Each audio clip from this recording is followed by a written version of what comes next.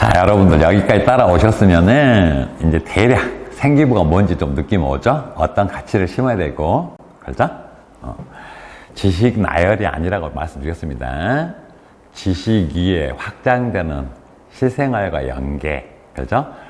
또 예체능과 연계, 선생님 말 이해하셔야 돼요. 자, 그 다음에 이번에는 세 번째는 학년별 교과목을 작성할 때 차별화를 가져야 한다. 이 파트죠? 다른 교과목들은 사실 쉬워요. 근데 가장 어려운 게 국어죠? 그렇죠? 다른 교과목들은 단원에서 어느 특정 카테고리만 찾아서 나열하면 되는데 그 중에서도 가장 어려운 게 국어거든요. 그래서 국어를 사례를 좀 자세히 드릴게요. 왜? 다른 과목 이거 교과목 특성 다 못 풀어줘요. 내가 어느 세월에 200시간 해야 된다니까? 그러면 수업을? 그래서 이제 국어가 가장 여러분한테 난이도가 있으니까 난이도 어려운 거 하나 풀어드리면서 우리 함께 한번 여기서 어떤 식으로 내가 테마 스토리를 잡고 나가야 될 것인가. 스토리텔링, 이야기 형태로 내 자신의 어떤 가치관을 드러내는 겁니다. 내 생각들을. 자, 여기서 생기부를 작성하는 학생들은 학년별로 어떤 방식으로 학문적 성장과 발전을 보여야 하는지에 대해 구체적으로 설명하고 있는데, 자, 학생부는 단순히 학생의 수업 태도, 참여도를 기록하는 문서가 아닙니다. 이건 쌤 얘기가 아니죠. 대한민국의 모든 생기부는 서울대를 기반으로 생기부가 만들어집니다. 각 대학들 내용이 결국은요, 평가 요소 보면 서울대와 똑같아요. 오케이? 왜 서울대가 기본이 되냐면은 대한민국의 교육 관련된 교육부고 교육청이고 어디 국립대 교수님부터 해서 사립대 교수님도 마찬가지입니다. 좋은 대학들은 대부분 교수님들이 서울대 출신들이 다 그 자리에 차지하고 계시잖아요. 대한민국 교육을 주도한다는 거예요. 물론 대한민국은 교수협회가 있습니다. 교수협회가. 근데 거기서 서로 논의를 해서 어떤 채점표를 만들어 내셔요. 근데 우리는 생기부 만들 때 너무 많은 자료를 보면 혼란스러워요. 근데 서울대께 가장 정리가 잘 됐어요. 이제 이번 시간 끝나고 나면은 이제 여기서 생기부, 그렇죠? 종합 전형 개요부터 해가지고 또 이제 그거 풀어드리거든요. 이거 딱 풀이하고 나면은 그 다음이 이제 교과별, 그렇죠? 특성들, 이제 기출 선배들과 한번 풀이하면서 실수하는 것과 이제 어떻게 작성해야 될 것인가, 그렇죠? 이제 단계에서 마무리가 진행될 건데 지금 여러분들 이제 기본 개요는 잡혀 있습니다. 이제 생기부가 적어도 뭔지는 알거든. 부모님들도 마찬가지시죠? 생기부에 우리는 지식만을 나열한다 생각했는데. 그래서 여기서 보면은 우리는 생기부가 어떤 수업 태도나 참여도 여기서 반 1등 하는 친구들한테 선생님들은 당연히 내 제자들이 이쁘고 좋은 대학 가길 바라시니까 세상에서 가장 아름다운 미사고를 남발하시면서 현이는 수업 태도가 좋아요. 수업에 적극적이게 참여도 좋아요. 그 좋은 말씀인데 그 여백을 많이 이용하실 필요는 없어요. 왜? 그게 대학 교수님들한테 아무 의미 없거든요. 그냥 불필요한 아까운 여백 소모시켜버린 것밖에 안 되거든요. 그래서 학생의 어떤 학문적, 인성적, 그렇죠? 그리고 자기 주도적 성장의 증거를 드러내는 도구로 쓰여야 됩니다. 이걸 드러내란 얘기예요. 이걸 드러냈을 때 그렇죠? 확장된다겠죠?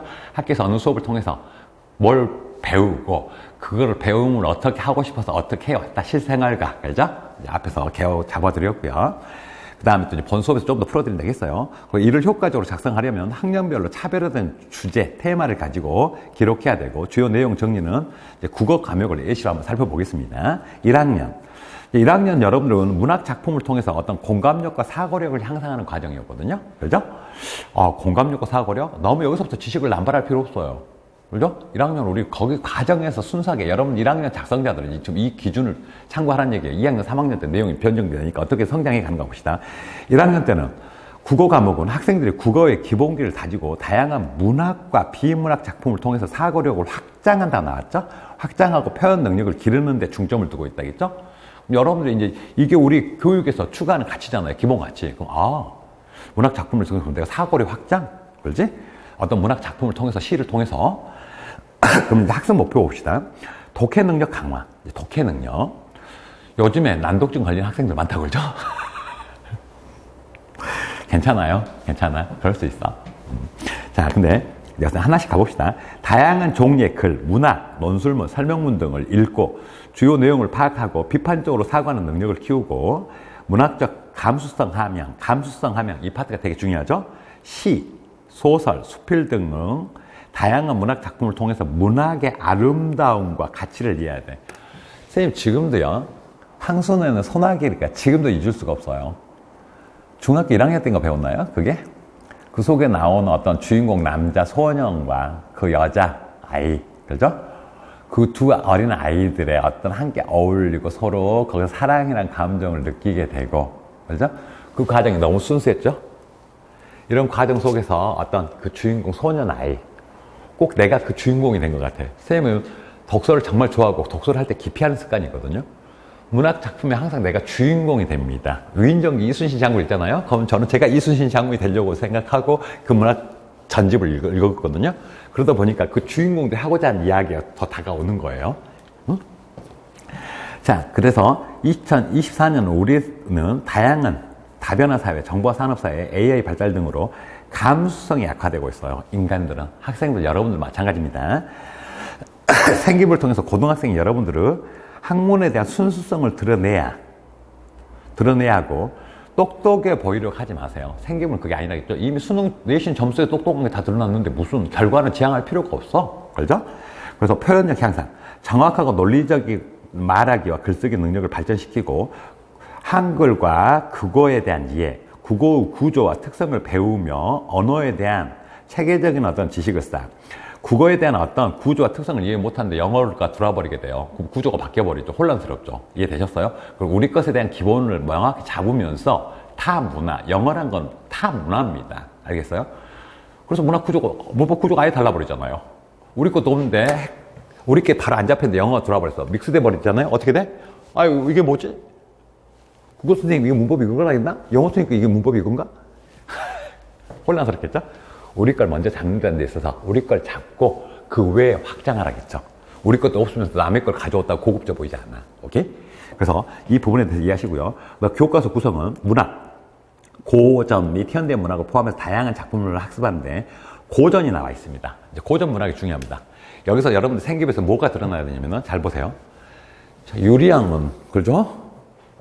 그 예전에 그 여성, 그 공주가 떠나가고, 그러지? 그 유리한 그 깨꼬리가 그게 유리한 건가? 그러지?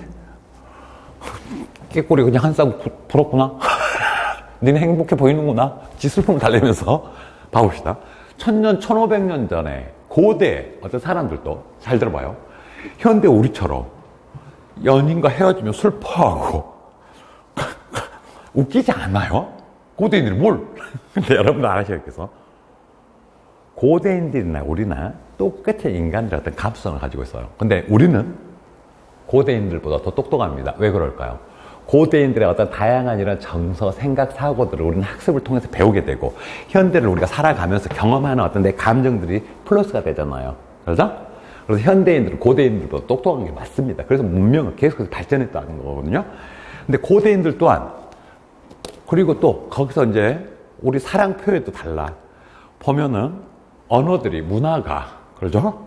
보면은 깨꼬리, 자연 환경 속에서 깨꼬리나 바라보면서 우리는 주변에 뭐 크리스마스 연인들 팔짱 끼고 지나가는 누구를 바라보고 캐롤송을 들으면서 뭐 연인들 지나가는 거 보면서 헤어진 연인을 그리워하고 슬펐는데 작년 추억을 그리워하면서 시대 상황에 따른 배경들이 다 달라지죠.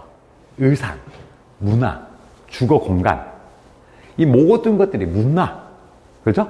시대적인 어떤 특성들이 달라, 그렇죠? 그래서 고대 작품들, 단순한 고대 작품이 아니야. 그 그림을 볼 때 우리도 미술도 마찬가지잖아요. 누구의, 김홍도의 뭔가를 볼 때 그 시대 상황들이, 그 집, 의상, 사람들의 어떤 사회 계층, 그때 사람들의 어떤 꾸밈, 추임새, 느낌 와요? 그런 어떤 단순한 음악을 보는 게 아니라 그 전체에 대한 그 문화를 습득하는 거야. 그 그림 속에서도. 서양 문화는 또 그들만의 건축 문화가 있고 의상이 또 다르잖아요. 그렇죠? 그래서 고전과 현대 문학을 포함해 다양한 작품을 학습하는데 이 고전에 대해서 여러분들이 좀 더 이해도를 드러내시면 흥미도죠. 고전 속에서 이때 당시 사람들도 이런 사랑을 표현할 때 방식이나 환경이나 이런 것들이 과연 이런 속에서 왜 이런 어떤 이런 사람들도 이런 똑같은 우리하고 같은 어떤 정서를 가지고 있었다. 그래서 거기서 어떤 정서적 교감을 느끼게 되는 거고, 예를 들어서 정주영의 시, 김유영의 단편 소설 등을 여기서 자주 포함되어 있고요. 그다음에 비문학은 논리적 사고와 실생활에 유용한 정보를 다루는 글을 분석한다고 했잖아요. 설명물, 논설문, 기사 등을 읽고 분석한 연습을 이루어졌는데, 기사 앞에서 말씀드렸었죠.